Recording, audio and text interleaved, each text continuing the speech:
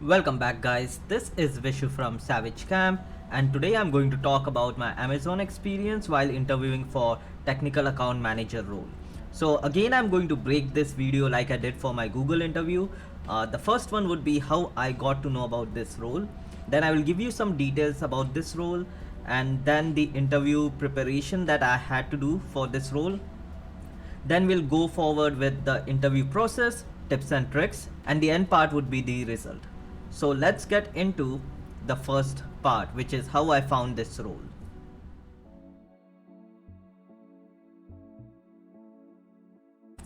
So how I came across this role, I didn't even know about this role, I never applied for it.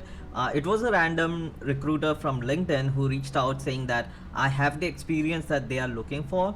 I was working as an infrastructure engineer at Citadel, and he said that they are looking for certain skill sets that I have, which is mainly like troubleshooting and working on infrastructure skills like infrastructure devices, more like our Linux servers, networks, DHCP, DNS and all those things. So he reached out, he said, he gave me some basic details of AWS. I have AWS Solutions Architect Associate and the Cloud Practitioner. So I was well familiar with all the AWS service, not all, but most of the AWS services. I have done a lot of assignments on them during my master's, so I was well aware about that. So it was pretty easy for me to learn about this role because I was familiar with the AWS terminologies and what they actually do. So I set up a call with him and he basically gave me an idea about the role and what it consists of and what they are actually looking for. So we will discuss that in the next section.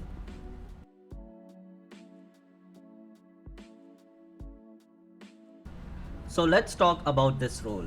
So in Amazon terms, this was more like an L6 position, and if they thought I did not have sufficient knowledge, they would get me in as L5 and train to become L6. But usually the TAMs are sitting at L6, which is quite a high level. So that's why they need someone with experience, and they need someone who actually has a basic knowledge of all the components of infrastructure, which could be like database, storage, Linux, Windows, or networking, any of those things. So they're actually looking for someone who is more like a jack of all trade but master of none, because as a TAM you are the point of contact for the customer in AWS when the customer is not happy with the service that he gets. Basically, the customer does a mistake, he reaches out to the customer service at AWS, they point out the mistake, the customers don't like it, they escalate, and the escalation comes to the TAM. So as a TAM, you don't need to know in and out of each and every service, but what they actually want you to know is which service should the customer be using. If they're using the wrong service, you need to guide them. If they did something wrong, you need to tell them, hey, this is not actually how this should work, this is what you should do. So you are more of a mentor, you are a point of escalation for the customer if they are not happy with AWS service, and AWS takes its customer very seriously. So this is kind of a big responsibility, because if they are not happy with you, you might like, there would be a PIP where they tried to do more like performance review on those TAMs. But basically you need to know a lot of things for this role, but not in detail. And what they expect you to do is have expertise level knowledge in at least 2 domains. That could be either Linux and networking, or storage and databases, or networking and storage. It doesn't matter which category it is, but they need you to have at least 2 levels of expertise knowledge, and that's what they are looking for, and a familiarity knowledge with the other 6 sections that they have. So I will put that list over here that they will give you when they are trying to interview, but that is what is expected from you, and you are the point of escalation for the customer. So you're going to be sitting above the customer's service level, and you will be reached out when the customer, AWS customer, is not happy with the service that they are receiving. So that is basically the role, and in the next section we will cover the interview prep.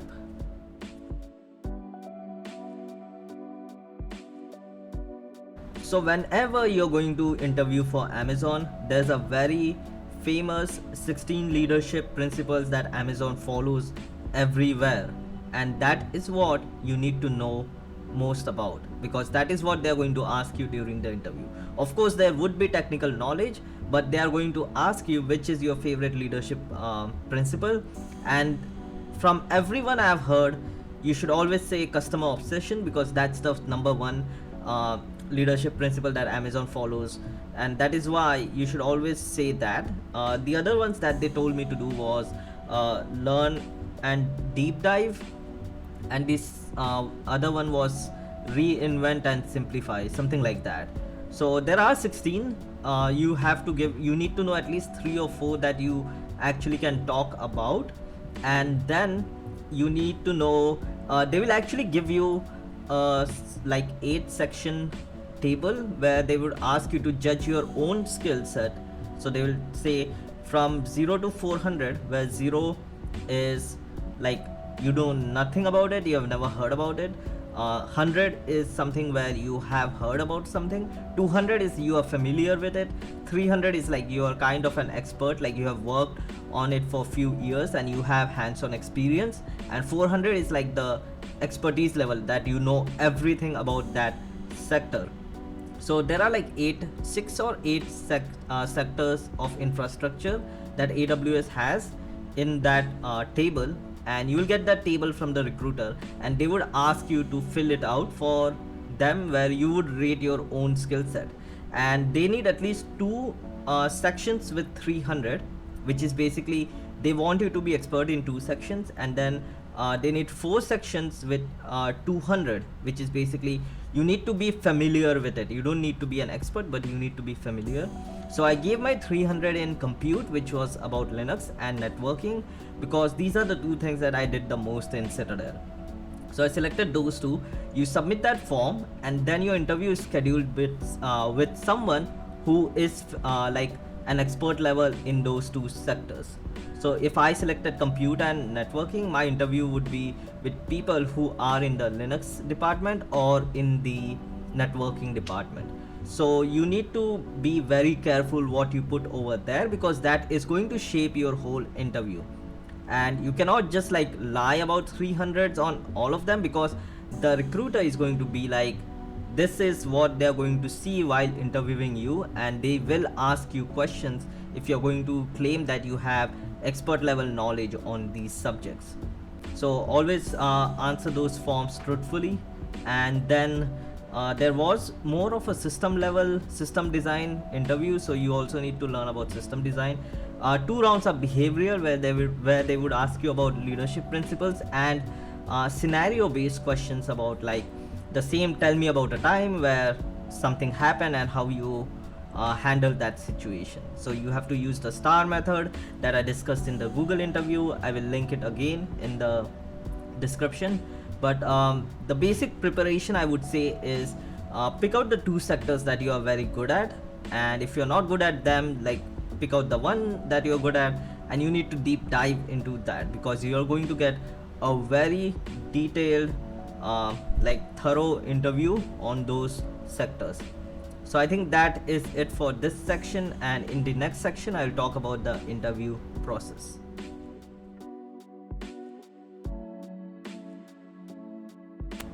Welcome back, guys. So in this section we are going to go over the interview process, and this was a little confusing for me, because the moment the recruiter reached out, I was like, hey, I am kind of interested in this role, let's jump on a call. So he got on a call, he explained the role, and he was like, give me your schedule and I will send you an assessment that we always take before interviewing anyone, and it's going to be a general knowledge assessment. I was like, fine. So I gave him for a weekend date. He sent me the link.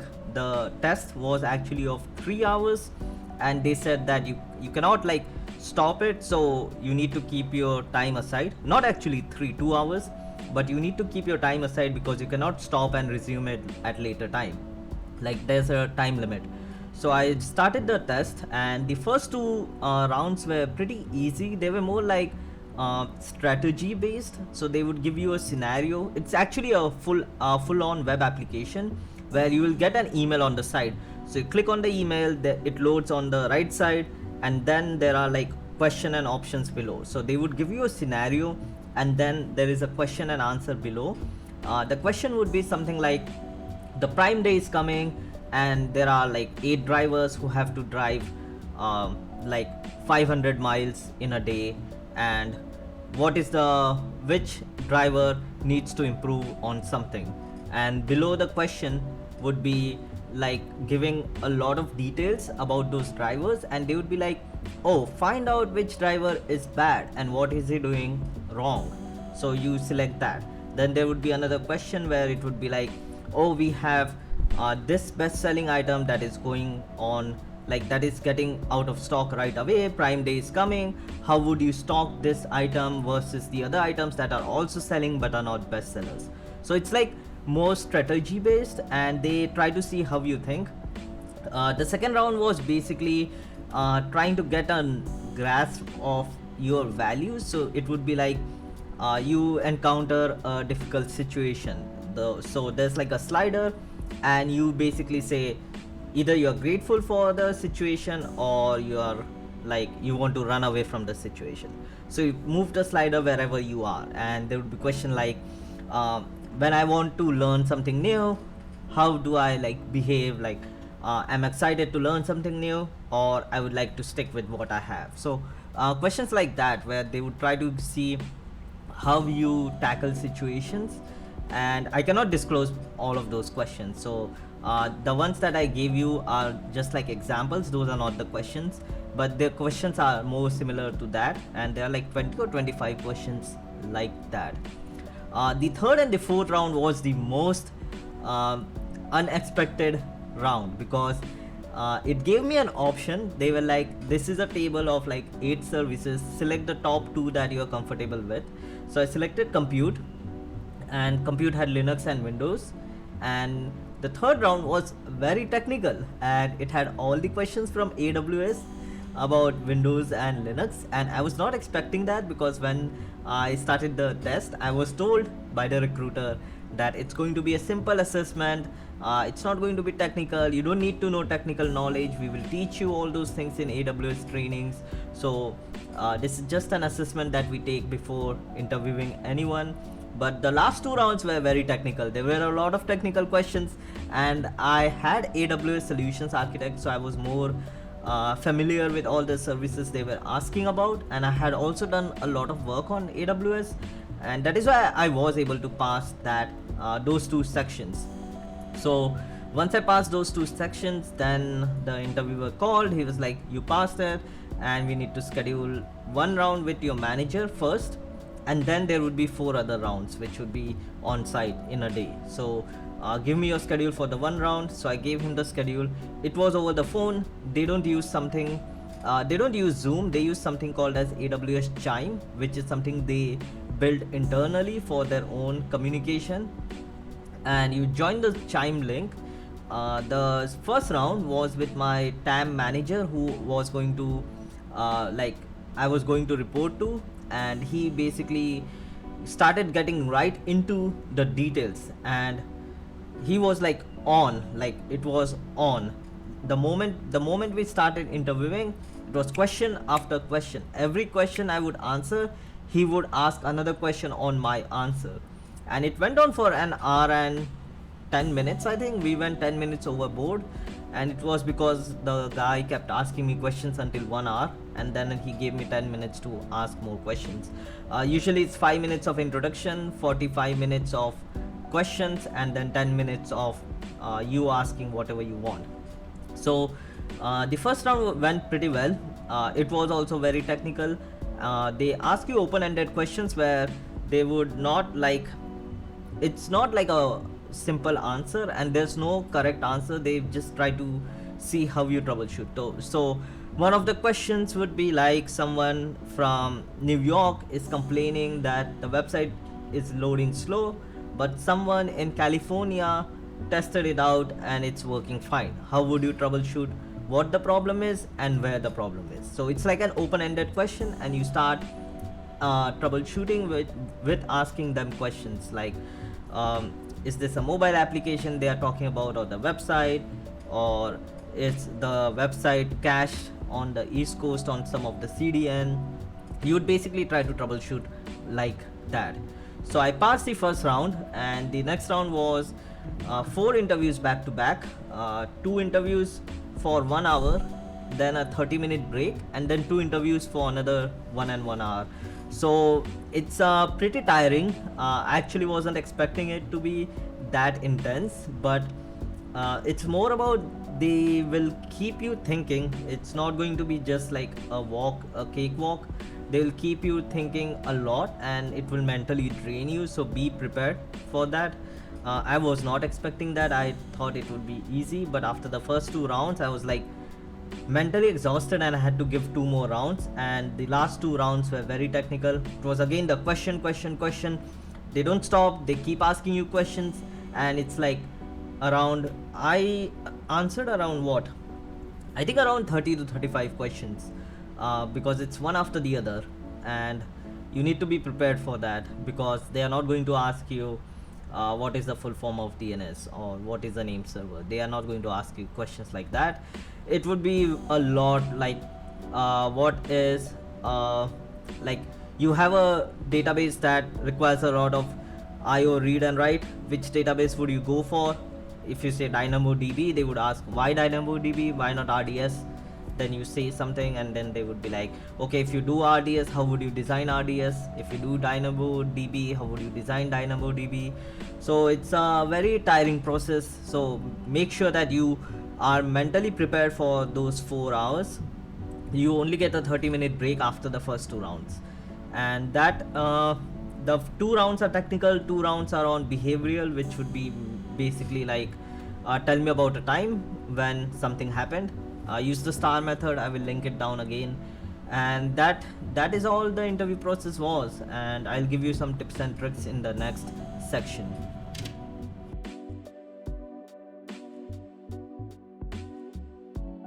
Welcome back, guys. So let's come to the tips and tricks of this TAM role.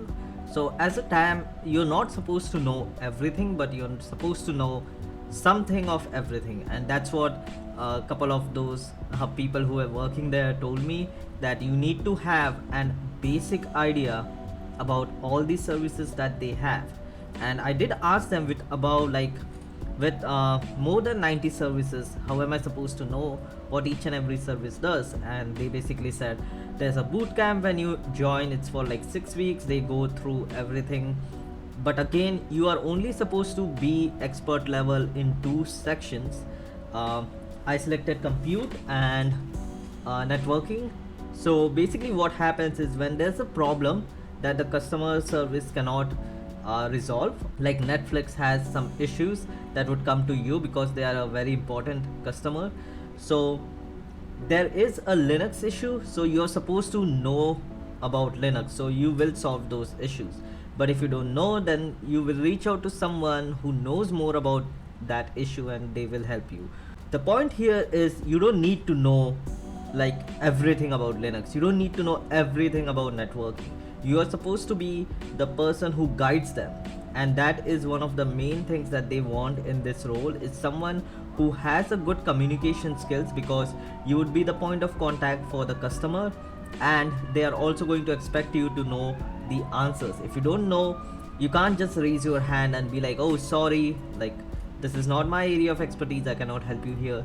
You have to reach out to your colleagues and talk more about, like, discuss how to resolve this.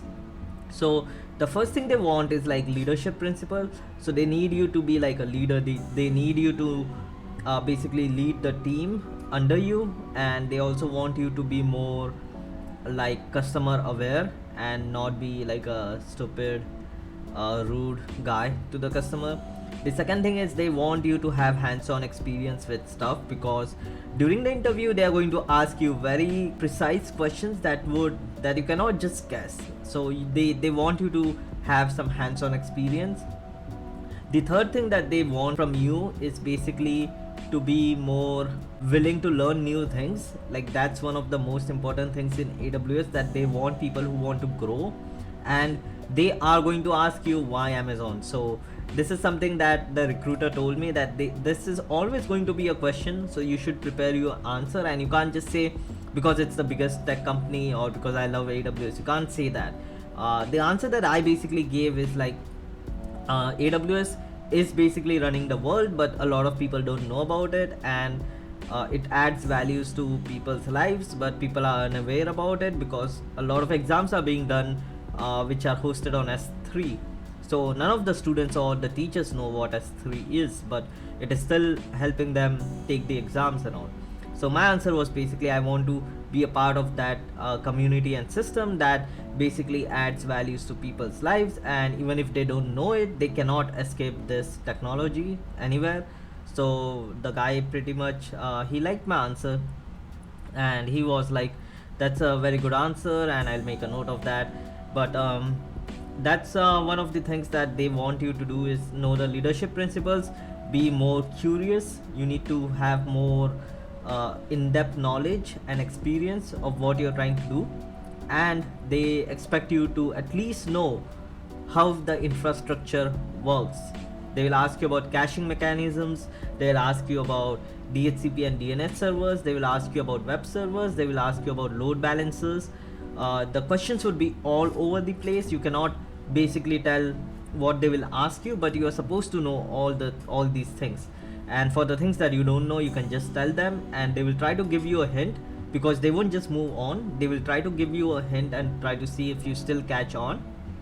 If you don't know, you can just say, hey, I've never worked on this technology. Like one of the guy who was interviewing me was a database engineer, and I told him, I was like, hey, I'm not well versed with database. The most I've used is like MySQL for my Flask application, so I cannot give you more detailed answers on databases. And he moved to ask me about Python and Flask. So always be honest, and always try to grasp basic understanding of the infrastructure. There are a lot of system design videos on YouTube that you can watch, and be ready for like quick questions, because they will keep asking you after you answer. They will keep asking you questions, so be prepared for that. So I think that is all the tips and tricks that I have for this section.